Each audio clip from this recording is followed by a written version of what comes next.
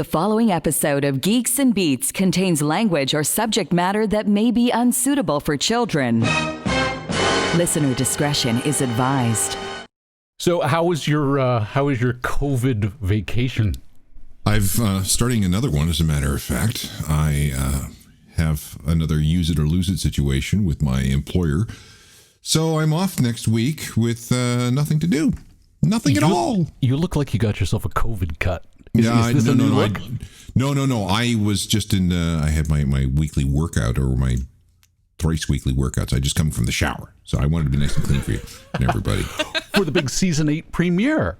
Yeah, absolutely. You gotta, I didn't put on any makeup or any special clothes, but I did have a shower. I put on makeup for this. I think our guest put on makeup for this. You were the only one not stepping up, my friend. He looks pretty.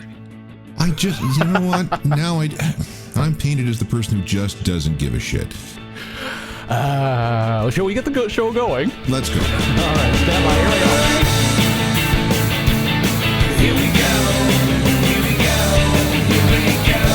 From the headquarters of Geeks and Beats magazine, now with 1.2 billion subscribers on iTunes and GeoCities, this is the world's most popular podcast with Alan Cross and Michael Hainsworth, featuring musical guest Sting. It's the season 8 premiere, and we're hot to trot on COVID tech. Tech CEO Lora Dicarlo joins to talk about how Coronapocalypse has changed forever the act of making whoopee. Come on, making whoopee? Jeez. Plus technologies that never took off until someone ate a bat. What's wrong with whoopee? This isn't 1954. And now, Alan Cross and Michael Hainsworth. I was sitting in a restaurant and I looked down at the table and there was a QR code on it. You're familiar with QR codes, right? Oh, I know where this is going. Yes, okay. Well, this is going somewhere that I didn't expect it before COVID-19 had hit. And so at geeksandbeats.com, our A-segment producer Amber Healy put together a list of 3 big technologies that have either been accelerated dramatically because of COVID-19 or are getting their renaissance as a result of it. And QR codes were the perfect example. At the restaurant, they didn't want to give me a paper menu. They wanted me to use my phone, point it at the QR code, and it would automatically launch their website, which had the menu right there. And so I turned to the waitress and I said, of 10 tables, how many are using this? Because I remember when QR codes came out back in like 2010, nobody knew what they were about. You needed a special app to use them. And if you tried to explain to your mom what they were about, it just wouldn't work. And now everybody seems to know all about it. Yeah, I have not been to a restaurant, and I've probably been to about half a dozen, that hasn't had a QR code as a way to access the menu. They don't want to, I guess what happens is they have to either clean menus after one use, or they throw them out after one use. So I've been teaching my wife how to use QR codes when it comes to going out for dinner. So I thought we should look at some technologies that have evolved. And joining us now is someone we've had on the program before to help us understand one particular aspect of technology. Lora Haddock is the CEO and founder of Lora Dicarlo, and she joins us now from the left coast. Lora, thank you for joining us. Thank you for having me, Michael and Alan. Alan, you look beautiful today. Oh, okay. Thank you so much. And actually, my last name is Dicarlo. It's Lora Haddock Dicarlo. So what's the Haddock part of the equation here? It was my original, like the name that I was born with. Dicarlo is actually a long-running family name. I come from a long line of Sicilians by the name of Dicarlo, and I've readopted that name. And had planned on doing it years ago, never got around to it. And then when you launch a company by that name and your name is slightly different, people get confused. So here we are. We're bringing you into this conversation because there are 3 key technologies we want to talk about here today. And I suspect the background of your Zoom call here helps reveal that we will be discussing bedroom-related issues with you. Well, I mean, you are just in my bedroom. We are. And thank you for inviting us into your bedroom, by the way. You're welcome. Well, at least one of us anyway. I'm not going in, apparently. Right. Yeah. Anyway. So, was the QR code something that you knew all about before COVID, or was this an education for you as well? Yeah, I've been trying to get other people around me to adopt QR codes for years, and they just kind of look at me like I've got 3 heads, and I was like, it's cool. You take a picture of it and just up. But I remember when you, like you said, it used to be an app thing. You had to have an app, and I was like, ooh, I want to use this, and I hadn't yet adopted Apple, and it just didn't work, and I was really, really disappointed. I ran into QR codes for the first time in the Far East, probably China, probably around 2005 or 2006. And it was such a big deal because they'd already adopted them. Now, if you go through the Far East, everything's QR codes, and we've been a little slow to pick up the slack. Amber Healy points out that the QR code, the quick response code, as it's originally known, actually came out in 1994, but we really didn't have any real way to take advantage of it. Even when the iPhone came out in 2007, as we pointed out, you still needed an app until really quite recently, and now you don't. And I think that's an example of one of those technologies, your 10-year overnight success story. They've been waiting around a long time. Because you can do more than just put a website into a QR code. You can put your entire contact information into it. You can put all sorts of different things. And so there's a tremendous opportunity here that they're finally taking advantage of. And then, of course, the other big technology that got the big bump courtesy of COVID was video conferencing. Like, we were talking about video conferencing in the 1950s. Yeah, and there are actually quite a few. I always look at everything from kind of an entrepreneurial sense, and I'm kind of side by side with a couple of entrepreneurs that had really, really nicely running businesses. They were doing very well for themselves in events and event planning, and suddenly everything, all events are going to video conferencing, and that is something that really Zoom is fabulous, but definitely needs kind of a once over, because I speak at a lot of conferences and find myself at a lot of digital conferences nowadays, and they are not very well done. So it's going to need a revamp. Well, what's interesting is that you're saying it needs a revamp. I can imagine all the guys over at Microsoft who bought Skype, who had a 17-year lead in this business, they're wondering what the hell they're going to do, because they're still trying to play catch up to Zoom, and you're already saying Zoom needs to work on 2.0. Oh, yeah. Yeah. I mean, let's consider the fact that we're not going back anytime soon. This is the only way that people can communicate, and people are trying to figure out, do you use Zoom? Do you use Skype? Do you use FaceTime? And whoever can come out on top for multi-participant conferencing, particularly with anywhere between 20 or more participants, or even a couple thousand. I've only seen it done well once so far this year. What platform were they using?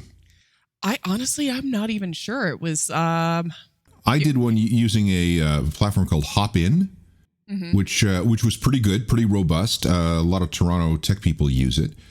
And I have to do a big conference in Poland towards the end of September. Is it all about cabbage rolls and coffee? No, it's a tech conference. Hello, I'm Yash Mengi. And I'm Stan Schmengi. And we are the Happy Wanderers. It's a tech and music conference. And I've got some sort of big tutorial with them coming up next week, I think, to figure out how it actually is all going to work. And then I keep getting all these emails from these live streaming companies who are popping up everywhere. I mean, there's Side Door Access, there's Artery.is, there's a few others that came into my inbox this past week. So somebody is going to emerge on top. Spotify is talking about getting into the live streaming business. And, this is moving very, very quickly. We'll see where all this ends up certainly by next spring. Somebody is going to be a champion. Right. Yeah. This is the point where we're separating the wheat from the chaff.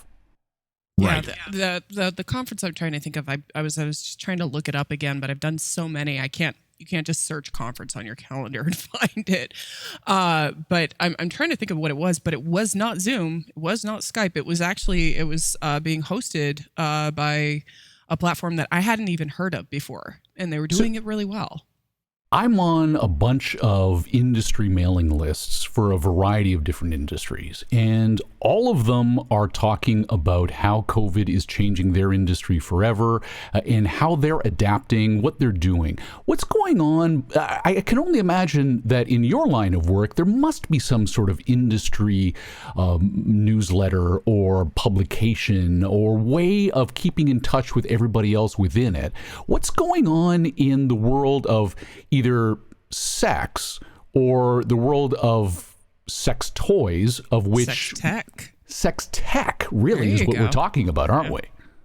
Yeah, actually, sex tech, just about everything falls under sex tech that is sex related. A lot of people think sex toys. I'm not really a fan of the verb or a fan of that because honestly, a lot of these products are used more as tools for self-exploration. So I remember back in the olden days, they used to call them adult novelty toys. No. They used to call them personal massagers. Oh no, that was the next level. Yeah. No. Wait. Let's go back a couple more decades. Actually, Dr. Mortimer Granville was the inventor of the vibrator.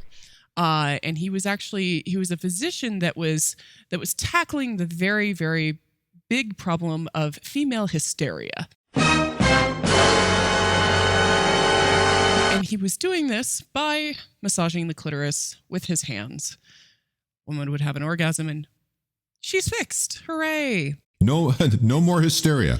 The original invention of the vibrator was actually meant to quell female sexuality, not even explore it or celebrate it. And he invented the vibrator, I'm assuming because, I don't know, too much carpal tunnel. Yeah, and after every patient he saw, he'd have to take a nap. Oh, yeah. Or have a cigarette. I don't know if that was a thing then. But the vibrator's been around for over 100 years. And it's all we've seen in the last few decades is just different renditions of the vibrator.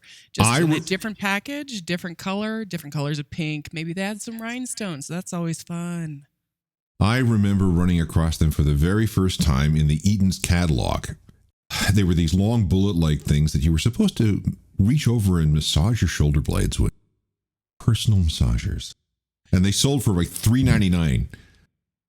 We've gotten over those euphemisms and those double entendres to describe this type of technology. Where are we, though, in the evolution of it, and how has COVID accelerated it? So to be more specific, we haven't gotten over those euphemisms or the silly little giggle you get when people say massager. And that's actually what we aim to do is we aim to eradicate a lot of that stigma that is still wrapped around sexuality, self-exploration, masturbation, because that to us is actually tied directly to identity.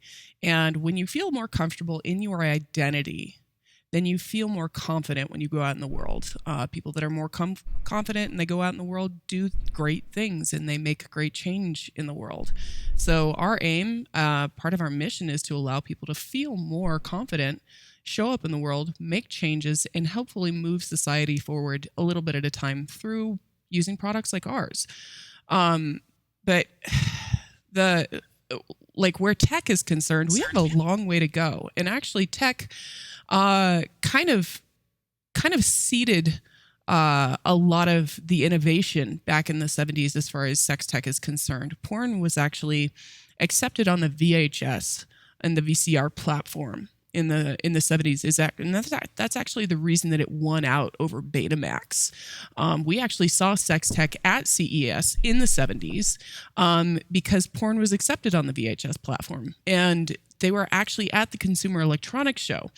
And over the years, they got more and more uncomfortable because, there were actually signs up posted at the restroom entrances warning you're sharing this bathroom with a porn star. Like what are you going to get something from sitting on the same toilet seat? This is ridiculous. So we haven't seen a lot of forward movement within this space. But like I said, that's something we aim to change. Okay, so what has COVID done? With COVID, this has accelerated the evolution and change in a lot of areas. I mean, video conferencing is just a small example. We've seen companies get rid of large numbers of their workforce, something that they wanted to do but didn't have really an excuse to do it. What are we seeing in your field? It's not even just so. Like I said, the sex tech field is really very wide. It encompasses everything from payment platforms to actual robotics. That's what we do, to porn and cam girls. So intimacy, actually, overall, I think is going to look very different moving forward. Just the way that we approach porn, the way their cam girls are actually on the rise. STIs are.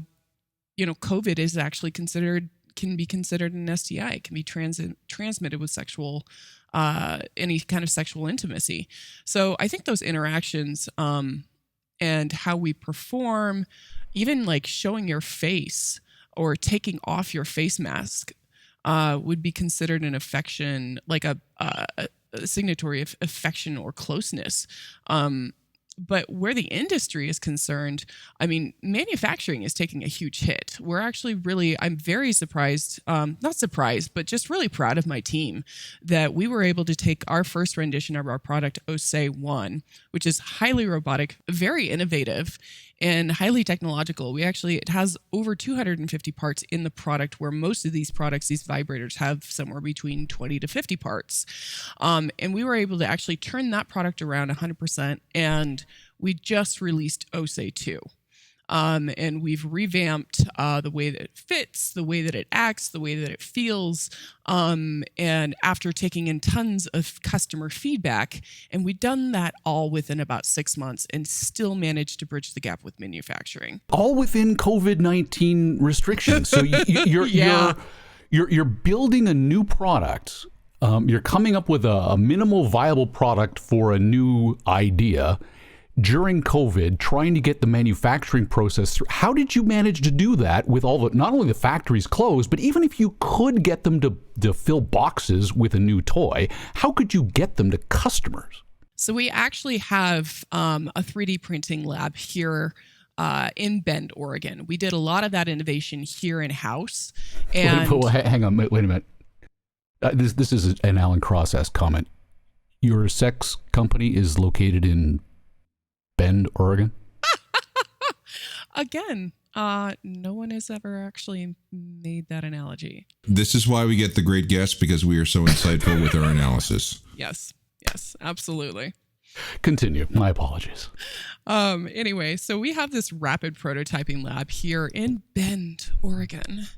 And we were able to basically take the product down to the studs and rework it, work with our customers and our feedback remotely through video conferencing, talking through with people. I actually got on the phone and got on video calls with well over a couple hundred people personally. And put that into the funnel and started working with engineering. How can we better this product? So we did a lot of that iteration completely in-house. And then as soon as our manufacturer was ready to get up and running again, we were able to feed that to them and work with them months in. And mind you, I got COVID. At the very beginning of March. Talk about burying the lead. Yeah. How are you doing now? I'm alive. It took over 37 days for me to actually recover. The side of my brain, the business side of my brain, is going crazy over that right now. Mm-hmm. How did you ensure you had a business continuity strategy in place for something like that? It doesn't matter what industry you're in. When the person at the top is felled, that has a ripple effect. I have a rockin' team. Part of our approach to business since the moment we started Lora Dicarlo is to create the kind of scaffolding and the foundation for a team that is willing and able to take chances, make decisions on their own. We want everybody to be as independent and as inclusive and thoughtful as possible, but we definitely have a kind of an approach to business that is okay with failure. And I think a lot of people, and I actually had a big problem with failure early on.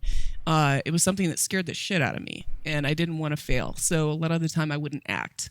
And I found out very quickly, you don't get anything done if you're afraid to fail.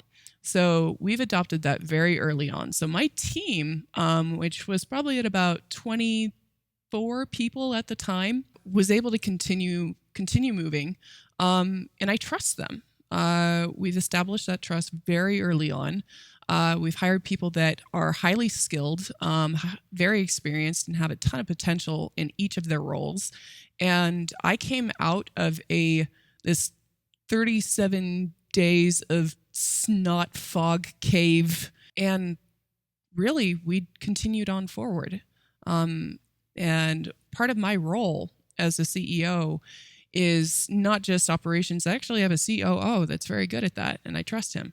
But my role is more outwardly facing, a little bit more on the empowerment side, on the messaging side, on the how we interact with our community, and make sure that we're listening, truly listening and hearing our community, and that we're empathizing with them and creating a product that truly is representative of our community and not just what we're trying to innovate on inside of a bubble. So where is this manufacturing being done? Are you sending to China, or are you doing it onshore? We do, not unfortunately, but we do manufacture in China. Unfortunately, there's almost no opportunity for sex tech manufacturing here in stateside. And actually there's manufacturing is pretty dead in a lot of spaces stateside. Why is that for you? Is it just a cost issue? No, it's a capabilities issue. If it had been a cost issue, we would have figured something out. I would have loved. We tried our damnedest to manufacture here in Oregon for the first year. We went to several places throughout the U.S. as well, looking for the capability, and nobody has that capability. Like, you look at the whole thing and you think, oh, you should be able to manufacture that, but you need somebody that's an expert in silicone and plastics and molded plastics and small, tiny robotic parts, microrobotics, in UI, in electronics, and electromechanical engineering, and we just didn't find that. This is something we need to talk to Peter Navarro and the Trump administration about. Oh, please don't go down that rabbit hole. Please don't go down. Let's change that topic quickly into how we're seeing some of these evolutions. You mentioned cam girls as a prime example. Sex workers generally who would find themselves on a face-to-face, one-on-one with a client over the course of COVID, they've resorted to things like Zoom conference calls and things like that, which I find a little odd as a means of getting what you need out of that sex worker. But for the sex tech side of things, they're adopting those types of technologies. But what about you? You know, is teledildonics, the ability to have one action on one part of the world react on the other side of the planet for your partner, has that seen an acceleration of adoption? Can you say COVID has increased it X% or anything like that at this stage? I don't know that I can comment on that because I don't think anybody's done the research there. I don't think anybody's really asked, like, are you using your app connected dildo more? Mm-hmm. But sounds like you need to be doing that research. As it happens, Michael, we actually decided that this was going to be a part of our product roadmap pretty early on. We haven't kicked this off yet because app connectivity and an app interface is something we want to make sure that we're doing really well as the privacy and the data perspective. I don't want to get my hands dirty unless I can absolutely guarantee that we're doing that right from all perspectives, from the interface perspective, making sure that it truly works as seamlessly as we want to, because let's be honest, the products that do have app connectivity, they're not that great. There's very few that are doing it right. I wouldn't be trusting them. And you mentioned the security and the privacy issue. You know, do I really want to trust China with my connected dildo? Exactly. Wasn't there another company that was actually gathering information based on apps or phone connectivity? Yeah, I think I know what you're talking about. Okay, this might even be a different story because there were a couple of them and they all happened around the same time. There was a product that had a camera on it that got hacked. So people were actually hacking into the tip of this camera. Yes. And getting it. And I'm sorry, but who finds that like sexually stimulating? Like, ooh, what's going on the very, oh, look, you can see her anterior fornix erogenous zone. That's sexy. Well, if you're a gynecologist or, a budding obstetrician or maybe just a really sick incel. Group sex app leaks locations, pics, and personal data. Identifies users in White House and Supreme Court, reads the headline. Oh, I just have a shot. Oh, God. I have an image of Ruth Bader Ginsburg that it won't go away. Yeah, no. We don't need that. Be nice to Ruth. I literally played golf yesterday, and she is literally my ball marker. I have a little tiny Ruth. I love that bitch. She's amazing.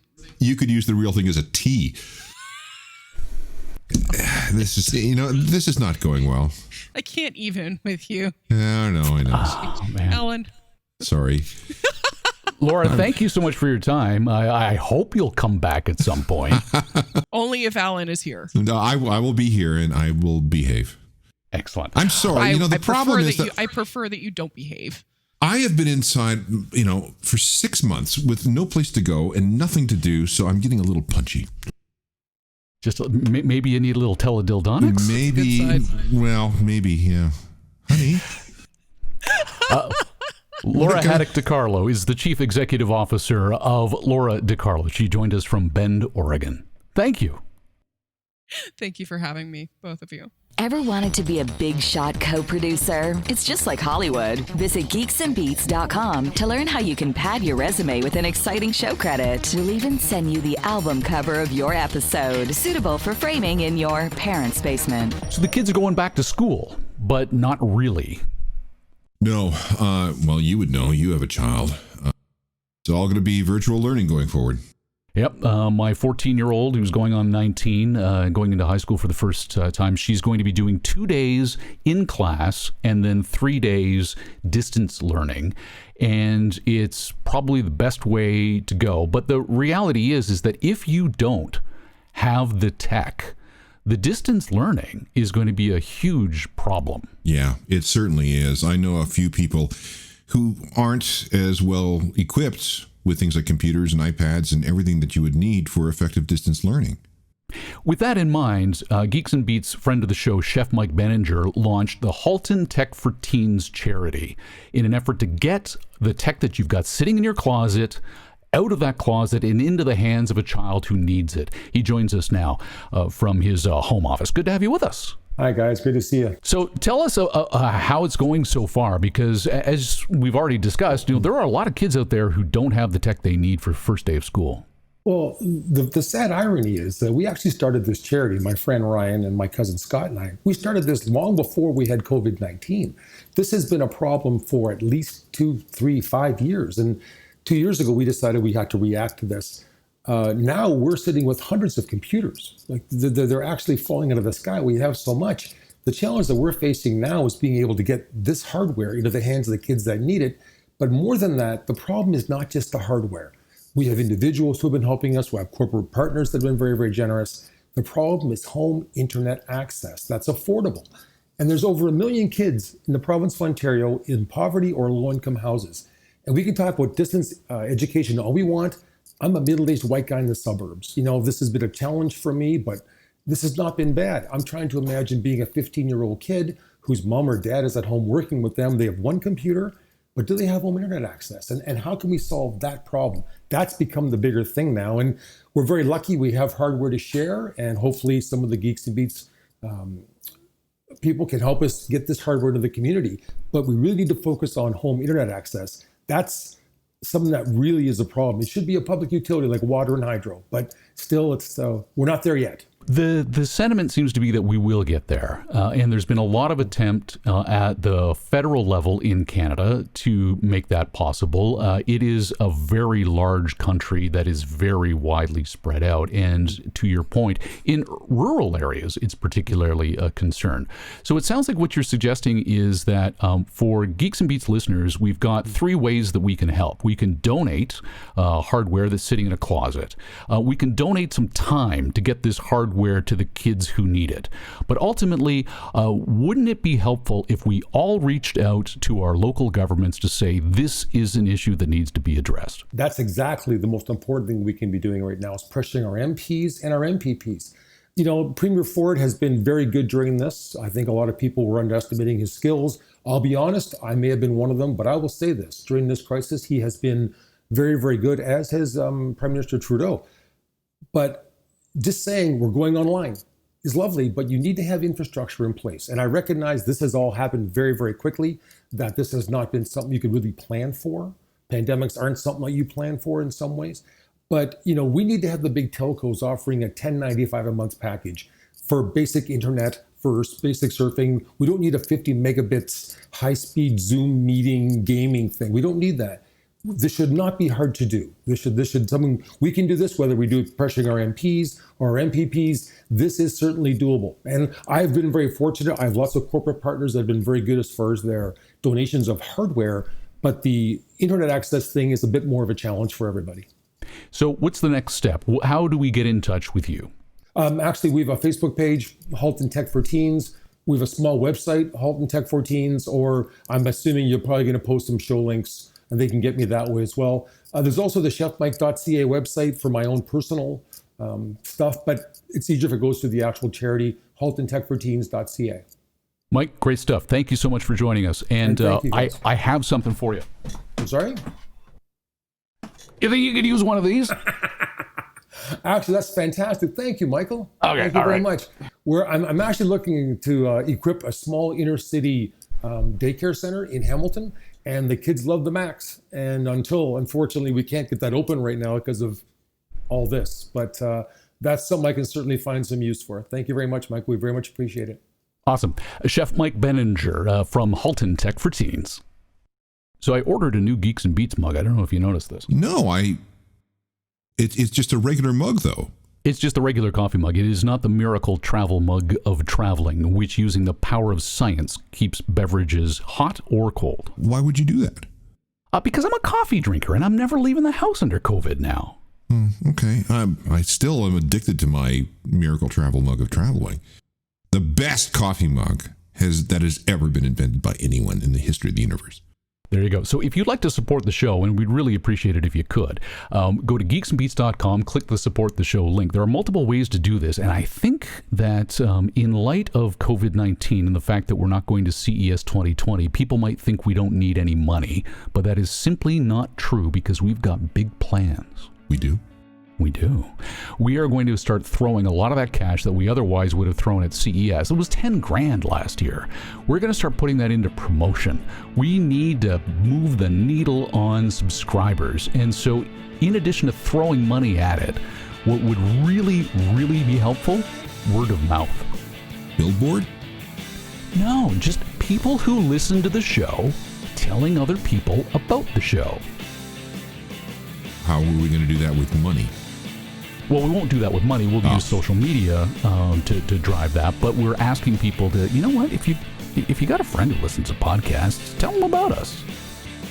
And go to geeksbeats.com and support the show financially so that we can make sure that we get this in front of more eyeballs or earballs, as the case may be. How are you feeling about this eyeball thing, the whole video show idea? You know, you're a TV guy. I'm a radio guy. Frankly, actually, it's kind of like if you were doing a two-person or multi-person show in a radio studio. So I don't mind it. I don't need it, and I can understand why you're better at it than I am. But it's okay. I'm fine with it. You took a shower before the show. That's a good start. Yeah, you should have seen me before I came in. Catch all new episodes of Geeks and Beats Wednesdays on iTunes and Google Play, or stream us live at geeksandbeats.com. Support the show on Patreon and follow us on Facebook, Twitter, and Instagram for a daily dose of the world's most popular podcast with Alan Cross and Michael Hainsworth. The Geeks and Beats podcast would like to thank the National Science Foundation.